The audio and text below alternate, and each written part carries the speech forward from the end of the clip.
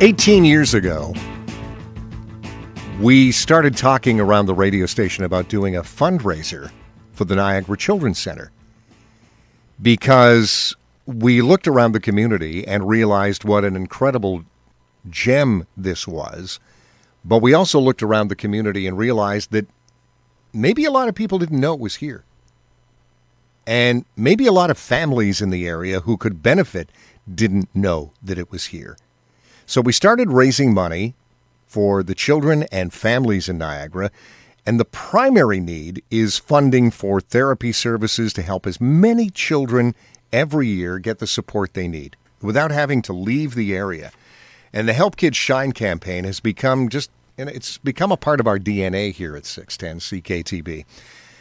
Joining us this morning, Bonnie Jankowski has a real connection to the Children's Center in a couple of ways. One of the ambassadors this year, Austin, is your son and goes to the Children's Center almost from 9 months after birth. You realized you had to get to the Children's Center, Bonnie? We actually adopted him at 9 months old, so okay. He came to us at that time, and we knew he needed to see somebody. Because you had already been, I guess, connected to the Children's Center with your daughter, Maddie, right? Yes. Yeah, we've been connected for a while. How did you find out about it? Because that was a long time ago, and it was at a time when people maybe weren't as aware. How did you know? Was it a talk with your doctor? How did you find out? It was something to do with the school. My daughter was in school, and we were trying to see what we could do for her communication. And we decided that, or the school had mentioned the CAST program at Niagara Children's Center. I know this year Austin is a wonderful ambassador, and you do an amazing job in advocating for him. Tell me about getting him to, at adoption at 9 months and realizing there were issues. What did you find out when you got to the Children's Center? That everybody was very supportive, that we needed to try and push along his therapies that he needed. He was just like getting a newborn baby when he came to us at 9 months, just because of his development and the things that he had to go through for the first 9 months of his life. How much a part of his life did the center become?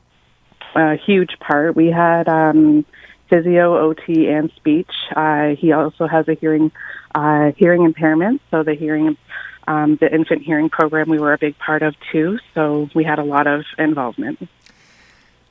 Heaven knows there are families out there dealing with some situations like this who may not have been able to get into the Children's Center right away, or they don't know. It's made a difference to Austin by being there, hasn't it? I mean, despite all of the challenges, he's made some leaps and bounds. He has. He's come a long way. He has been able to, we're working on communication devices for him now. Mobility has increased dramatically. He's able to climb and scoot and doesn't walk yet, but he's learning to walk with a walker, and he's doing really well. What are your hopes and dreams for you, and what are Austin's hopes and dreams? I mean, obviously he's going to have them, but what are your hopes and dreams for them?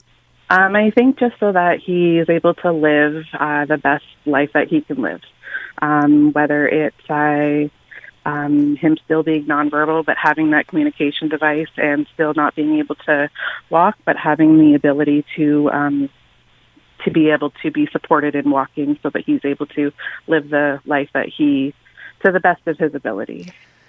Bonnie, I know going there for Austin, going there for Maddie, it has helped them incredibly. What about you as a family? Because I'm looking at the amount of time, the amount of challenge that you have shared as a family, and you're even looking at taking on some more in terms of adopting a group of 3 siblings.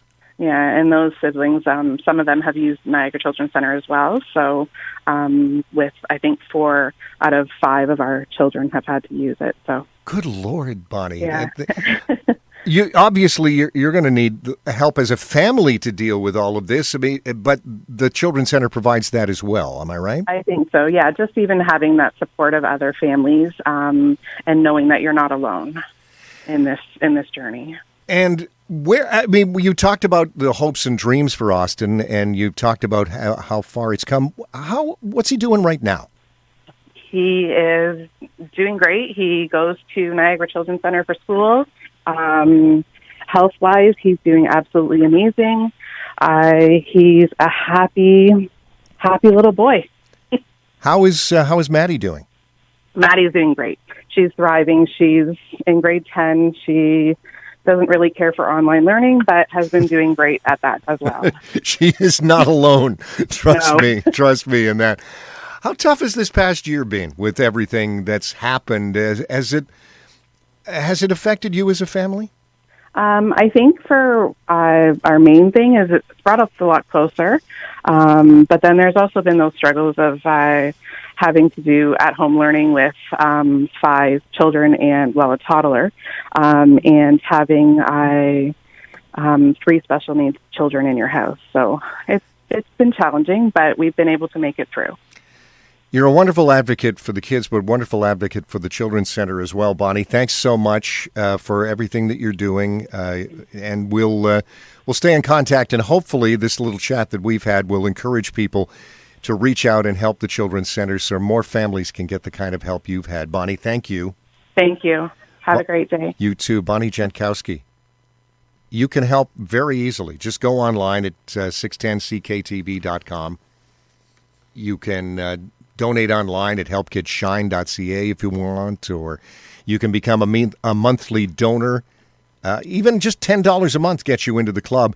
And if you do that, the monthly contributions will be matched by the people at Freedom Mobile and at Walker, and the good folks at Walker. So just go online, 610cktv.com, and click on where it says Help Kids Shine.